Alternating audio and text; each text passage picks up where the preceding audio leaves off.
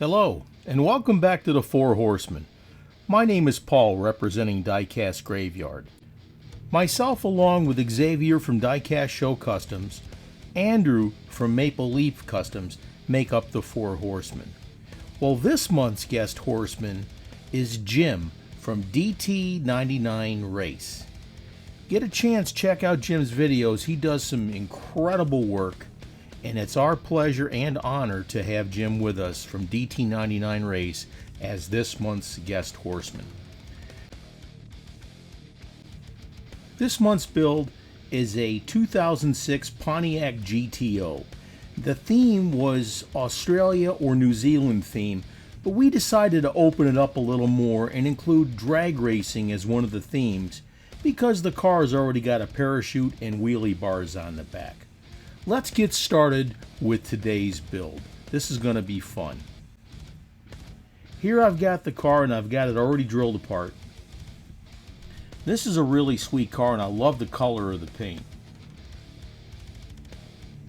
That's a beautiful blue.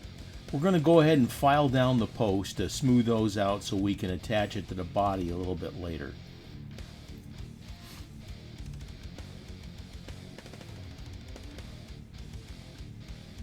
I've been running a little bit behind on my builds for the past few weeks. Just the other day, I fell down and I broke some ribs, so I've been recuperating from that. Plus, I've been out of town for approximately 3 weeks on a job up in northern New Jersey, and I just recently got home. But it is the 4th of July weekend, and I definitely need to take advantage of that and get a little bit of rest before I continue on. Now, I do got another job coming up in the far eastern North Carolina area, and I'll look forward to seeing anybody who lives in that area because I'll be up there for quite a bit of time. Here we're going through and looking at all the parts. I'm going to have to cut off that engine, which you can't see anyways, but I'm going to open up the hood on the car, and we're going to do some modifying. We'll also have to modify that windshield too by taking the front of that off. Here I'm going to cut out the hood. I'm using a jeweler's saw. Now, one of the things about using jeweler's saws, folks, is you don't want the blade too tight and you don't want to force it.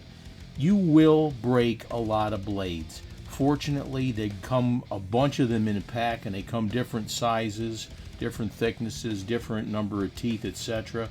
But you are going to break blades, so just be prepared for that. Sorry I got my hand in a way. It's just really precarious to hold this car in place as I go to cut the hood out.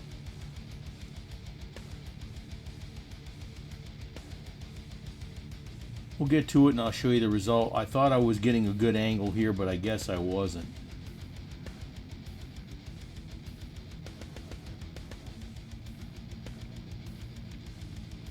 And I just snapped the blade right there. Anyway, I went ahead and I cut it out. Now, I didn't realize that I was going to cut out the post too, so that I have to address that a little bit later on. I go in with a file and smooth this all out, and then it looks pretty good when I'm done. Now, the thing is that I did cut off the front post, so there's nothing in the front of the car to support the front of the car inside. So I go ahead later on and I add a piece of polystyrene plastic to be able to hold the front end of the car up a little bit more off the base so the car will be able to roll. Now again, I've got to trim off the windshield, I got to trim off this engine, and we'll get those things cut off as we're doing right here and take it apart. As I was saying, I've been out of town for about 3 weeks with working up in northern New Jersey, and I just got back, and here I get home and I tripped over a cable in my yard. And I fell down and I broke 3 ribs. Now, I went to the doc. He says, I got some good news for you. He says, you didn't crack your ribs. I says, okay, cool. So I'm thinking, oh, wow, they're just pretty sore. He says, no, you broke them. I said, oh, man. So I got some medicine and stuff like that, and I'm taking that. It's going to take a while to recover. But I do got another job coming up here in eastern North Carolina. So like I said, if you happen to live in eastern North Carolina over near Dare County in that area, let me know. I'd love to hook up with you on the weekends and we can talk cars and customizing and stuff like that. And I do plan on making a few trips over to House of Cars Carolina in Lexington, North Carolina. Erica and Mark over there got a brand new store, and it's incredible. They got a lot of product there for you, a lot of die-cast and a lot of other supplies. So check out House of Cars Carolina over in Lexington, North Carolina. And like I said, I plan on being there. And we're already in discussion too to set up a die-cast workshop, preferably in the near future, but we'll see how it goes. But we're going to have a die-cast workshop there, I hope.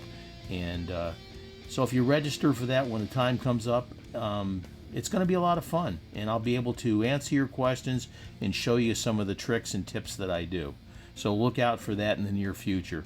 If you don't subscribe to House of Cars Carolina on Facebook like that, go ahead and do it, because they've got all kinds of specials and deals on cars, and are always getting new products, so please check them out.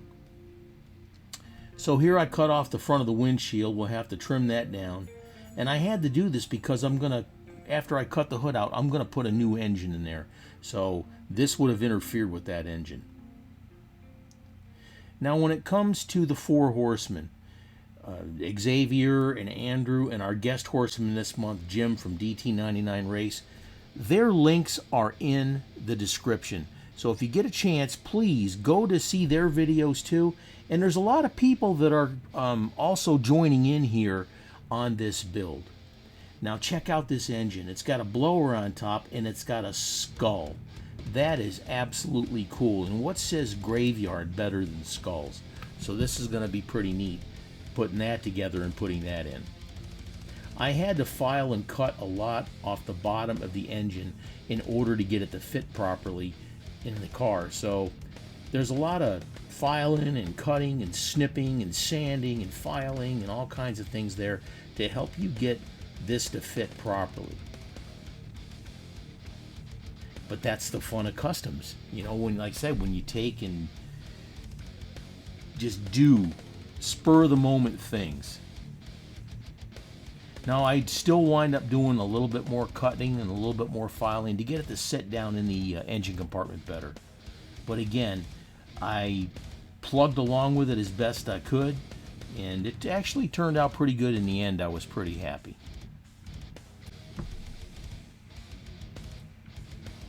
These 3D printed engines, these they're very easy to file down and sand down and stuff like that. You just got to get them to fit the way you want to.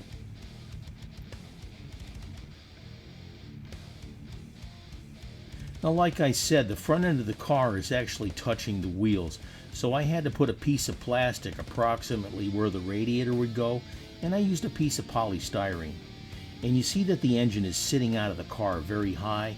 I also had to cut off part of the oil pan on the bottom to get it to fit a lot better. So again, a lot of cutting, a lot of snipping, etc. Now if you have any questions, please don't hesitate to ask them in the comments. I'll get back to you as best I can.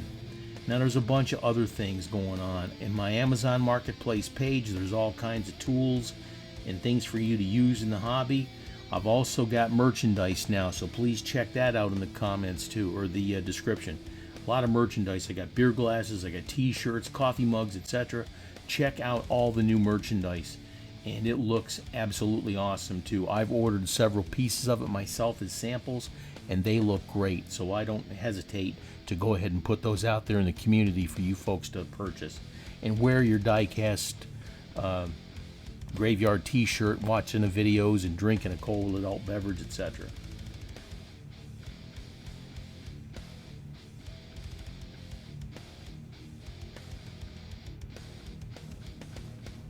Let's go ahead and figure out what kind of wheels we're going to put in this bad boy.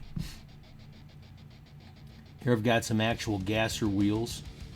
Now I did have to use one of the longer axles in order to get the wheels to fit, because the gasser wheels were just too narrow with the axle I had, so I had to put a different axle on there and use the fence pliers to pinch the end of it.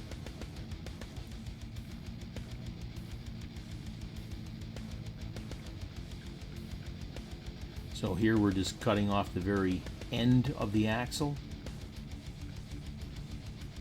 We'll Take those really good wheels off there, and we'll use the really long axle from the stock wheels that were on there.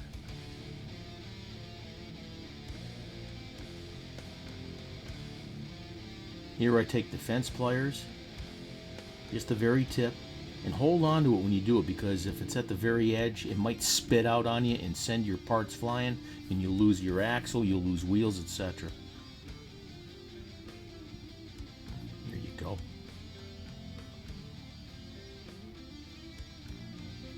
That's enough to hold those wheels on there. Now, one of the things that has come up in the past with people talking about doing cars, guys, if you're going to go through all the trouble of making these cars, make sure they roll, okay? I got into a situation where I made some cars for somebody and they didn't roll, and I was completely embarrassed, okay? People expect that. Now, I do put on my custom cards at the bottom on the back that these cars are for display only. I will remind you that if you put these custom wheels on there, you're not building these cars to race unless you're trying to use faster than ever wheels, etc. But if you're using these real riders and things like that, they're not meant to race. You're not going to get a lot of speed out of them. But these cars that I make will roll, okay? Again, this car, the engine sits out of this really high.